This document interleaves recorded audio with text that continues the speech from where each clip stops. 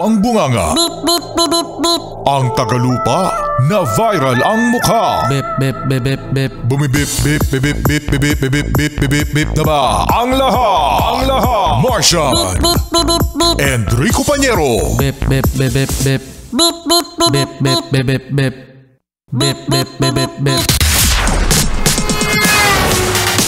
Titilaok! Titilaok! Ito na ang 101.1 Yes FM Balitang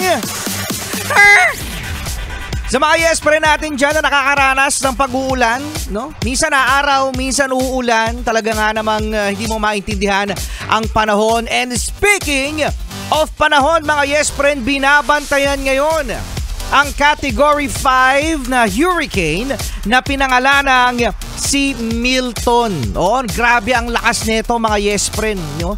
Imagine Category 5, actually namisala na raw ito sa Mexico at naging Category 4. Pero ngayon, mga yes friend, lalo daw lumakas na naging Category 5.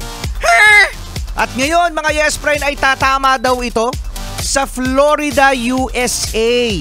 At makikita nga daw, mga yes friend, sa International Space Station sa labas ng Earth. Meron kasing camera doon, mga yes friend, kung gaano kalawak yung mga bagyo, yung mga hurricane na katulad nito. Napakalapad. No? Tingnan nyo, mga yes friend. I-google nyo, kaya i-YouTube nyo, i-TikTok nyo yung International Space Station Hurricane Milton at makikita nyo doon na grabe, ang laki ng ang laki ng ulap. Parang cotton candy. Oo, parang cotton candy, ganun kalaki, no?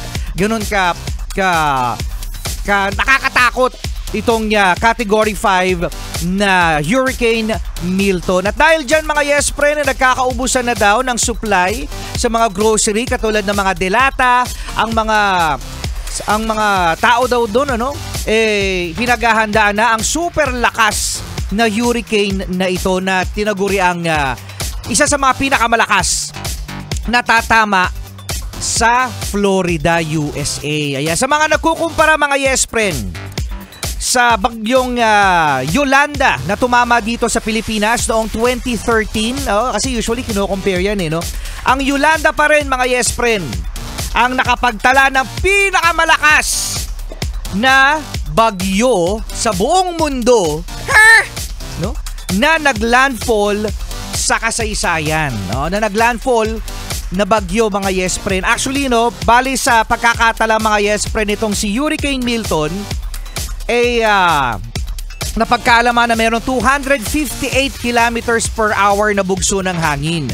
While ito namang tumama sa Pilipinas na si bagyong Yolanda ay 315 kilometers per hour. Yolanda, gold ka pa rin. Ikaw pa rin ang first. Si first pa rin talaga si Yolanda. Ayan, pinapakita ni Kiatolits, napakalaki, mga yes friend, at nagiging emotional nga yung mga weather, yung mga weather reporter, yung mga weather forecaster. Kasi sobrang lakas at sobrang nakakatakot daw itong bagyong ito. Kaya let's pray, sa mga yes friend natin na sana ay maging ligtas ang lahat.